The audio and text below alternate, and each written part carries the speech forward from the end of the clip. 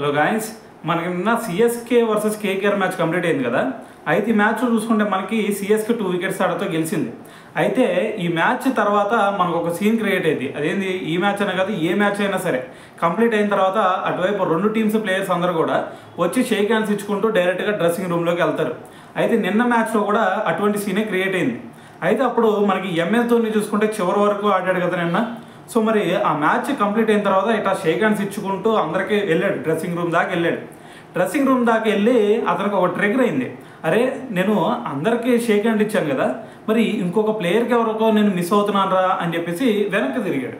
So వెనక్కి తిరగగానే అక్కడ చేతన్ సకారియా కనిపించాడు. సో మరి వెనక్కి తిరిగి అరే చేతన్ సకారియాకి నేను షేక్ హ్యాండ్ ఇవ్వలేదు కదా అని చెప్పేసి మళ్ళీ వెనక్కి వెళ్ళి అతన్ని అప్రిషియేట్ చేస్తూ దాని తర్వాత అతనికి షేక్ హ్యాండ్ ఇచ్చి మరి దాని తర్వాత డైరెక్ట్గా డ్రెస్సింగ్ రూమ్లోకి వెళ్ళాడు అనమాట. అయితే ఈ సీన్ చూసి చాలామంది కూడా కామెంట్లు పెడతా ఉన్నారు. అరే మరి ఇటువంటి ప్లేయర్స్, ఇంత ఫాలోయింగ్ ఉన్న ప్లేయర్ కూడా మరి వెనకమాలకు వచ్చి ఒక జూనియర్కి షేక్ హ్యాండ్ ఇవ్వలేదని చెప్పేసి అక్కడ నుంచి మళ్ళీ వెనక్కి వచ్చి మరి అతనికి షేక్ హ్యాండ్ ఇచ్చి వెళ్తున్నాడే. సో మరి వీళ్ళు గ్రేట్ ప్లేయర్స్ అని ఊరకన్నారా? సో ఇవే రీజన్స్ అని చెప్పేసి కూడా కొంతమంది కామెంట్లు చేస్తూ ఉన్నారు. సో అయితే దీని గురించి కనుక మనం మాట్లాడితే సో ఇది వీళ్ళ సింప్లిసిటీకి మరి ఒక కారణం అనే చెప్పాలి. ఎందుకంటే మనకి ఈ రేంజ్లో ఉన్న ప్లేయర్స్ ఎవరైనా సరే ఏముందిలే జూనియర్సే కదా అని చెప్పేసి వెళ్ళిపోవచ్చు ముందుకి. కానీ మరి ఒక జూనియర్ ప్లేయర్ అయినా సరే మళ్ళీ వెనక్కి వచ్చి మళ్ళీ అతనికి షేక్ హ్యాండ్ ఇచ్చి మరి వెళ్తున్నారు అంటే ఖచ్చితంగా మరి వీళ్ళ సింప్లిసిటీకి కారణం అనే చెప్పాలా.